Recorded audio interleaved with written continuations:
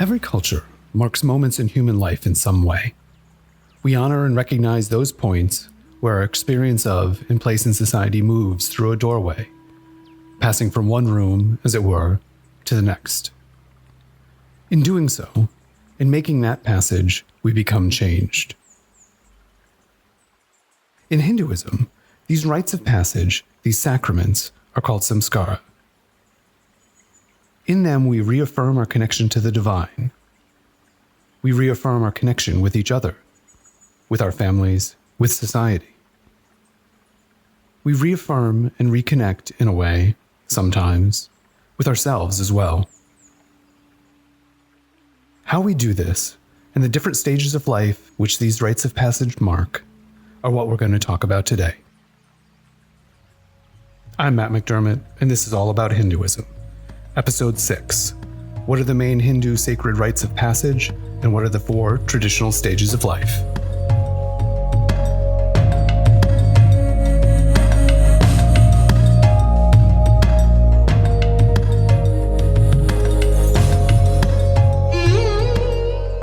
The Sanskrit word samskara means groove in the mind, and indicates rituals and ceremonies intended to leave deep spiritual impressions on the individual's conscience.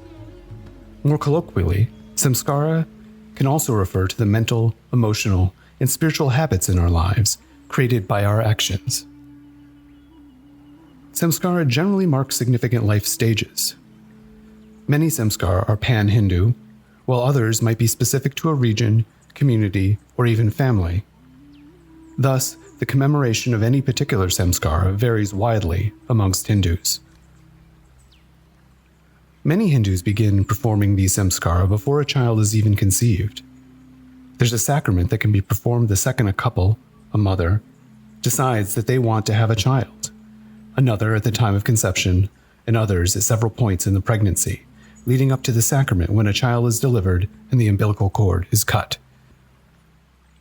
There are many sacraments that Hindu parents may perform through a child's life. Traditionally, the first sacrament is the naming ceremony. In many families, a Vedic astrologer might be consulted to provide the child's star and planetary chart to recommend what letter the child's name should begin with. In some regions, the paternal aunt or a specific family member may be tasked with selecting the name as part of a ceremony and in conjunction with a family astrologist.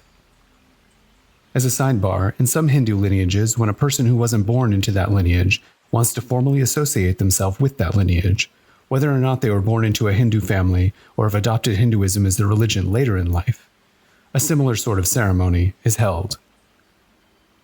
The first time a child is taken outside the home to meet close friends and family, the child's first bite of solid food, the child's first haircut, and the first time the child has their ears pierced can all be marked by a samskara. The inauguration of formal education is also marked by a ceremony inviting Saraswati, the goddess of knowledge, to bless the child. The thread ceremony is one of the most practiced Hindu sacraments. With this sacrament, a thread is hung over a boy's left shoulder and he is initiated with the Gayatri mantra, which many Hindus believe is one of the most powerful mantras in the Vedas. The child is considered twice born after performing the thread ceremony, is considered ready to begin studying the Vedas. Though today, wearing of a sacred thread is associated with the Brahmin Varna, and only men at that, traditionally, looking in ancient texts, all the Varna and Jati were advised to wear some sort of sacred thread. The distinction was the number of threads to be worn, as well as if it was mandatory at all times, or mandatory during worship rituals but optional at other times. Today, some lineages are resurrecting the tradition, not only for both boys and girls, but Hindus from all communities. A Hindu wedding is considered the most important samskaras by many Hindus. Usually several days long, there are often many customs which vary by region and community in India and around the world. Walking around the fire a specific number of times and taking 7 steps together, which are accompanied by 7 promises, and listening to ancient Vedic mantras, however, are a constant facet of Hindu weddings around the world. The promises are to lead to a healthy life, develop physical, mental, and spiritual strength, to increase material wealth and well-being, to live in love, respect, understanding, and faith, to care for their future children responsibly, to pray for the longevity of the relationship, and to be true and loyal to each other for a lifetime. Funerals are sobering events. Most Hindus are cremated and their remains immersed into the earth or a river.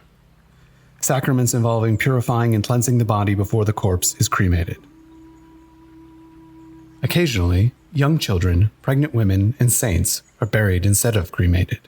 Their souls are considered pure, and it is thought that they do not need the ritual cleansing of cremation. In addition to these rites of passage, Hinduism traditionally divides human life into 4 stages.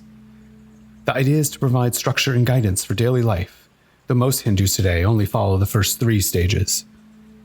These stages are known as ashramas. The first of these stages is known as brahmacharya and corresponds to the time in contemporary society when a person is in school.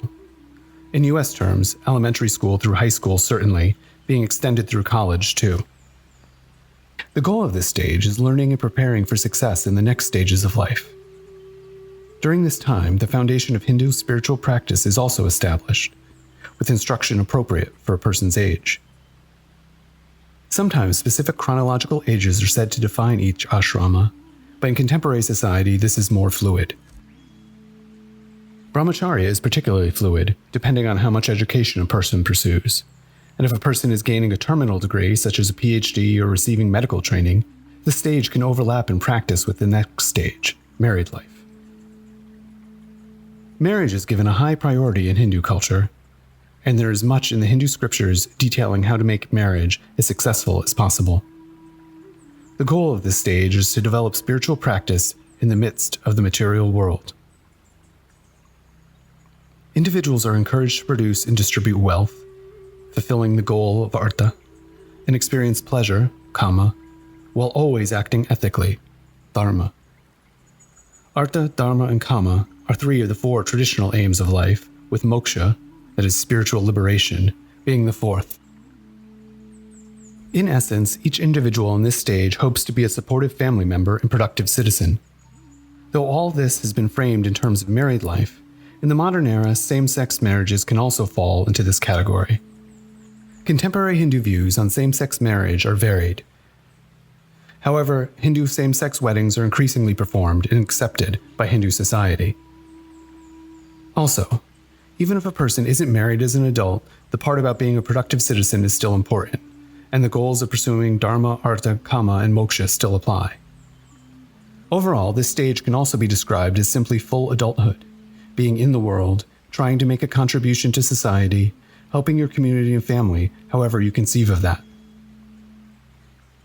The 3rd stage is called vanaprashta. This stage begins after a person fulfills their obligations to raising their family and following their career. Depending on individual circumstance, when this stage begins and how long it lasts varies considerably. In ancient times, people would start detaching themselves from family life and the pursuit of material ends by moving to the forest to devote more of their time to spiritual practice. The idea is to live among other seekers of spiritual knowledge, peace, and freedom, detached from the day-to-day concerns and pressures of society. In contemporary society, especially for those Hindus living outside of India, most people have stopped retiring to the forest. Instead, they choose to give back to their respective communities as they devote more time to deepening their spiritual practice. Hindus may do this by volunteering, attending lectures, reading scriptures, going on pilgrimages, and even spending time in ashrams. The goal is to devote oneself to spiritual practice with a commitment to moksha and seva, that is, service. The final stage of life is known as sannyasa, renunciation of the world, letting go fully of worldly pursuits. Consider it a further deepening of spiritual practice compared to vanaprashta. Having fulfilled all obligations to family and community, a person is free to devote themselves to spiritual growth. A sannyasin lives a very simple lifestyle, subsisting on a minimum. The goal is to attain liberation from the cycle of birth and rebirth. Some Hindus, regardless of chronological age, who want to pursue exclusively the goal of moksha, enter this 4th stage in which they live a monastic lifestyle under the guidance of a guru. Most people today taking renunciation do this earlier in life rather than a progression from the 3rd stage. Outside of India and South Asia, this is all but universally the case. as Western society, even Hindu communities in the West, are not set up for this. It's worthwhile noting that there are some people who took vows of renunciation as a younger person who decide later they want to re-enter the world, as it were. Sometimes this is because a monk's guru dies and they no longer feel the deep spiritual connection to that guru's successor, so they move on.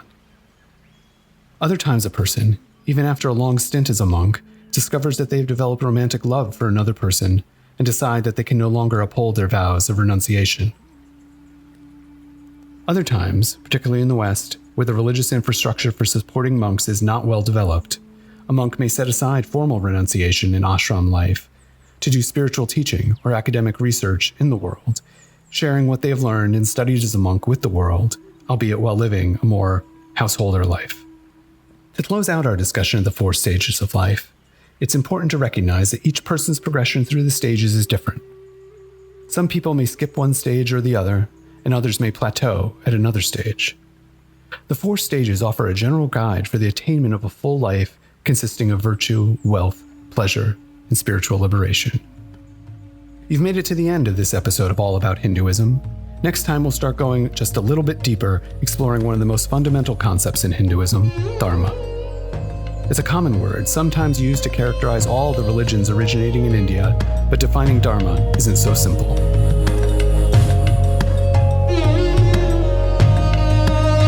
This show is produced, written, and edited by me, Matt McDermott. All About Hinduism's academic advisor is Dr. Shireen Bala. Sham Allard is associate producer. Suhag Shukla reviews each script, making all sorts of helpful notes and suggestions. Before you go, do us a favor. Leave a nice 5-star review on whatever platform you're listening to this on. Please also subscribe or follow us so you can get all the new episodes the moment they're released. Also, you can help ensure that more of these get made by making a donation to HAF at hinduamerican.org/donate. That's it for now, and thanks so much for listening.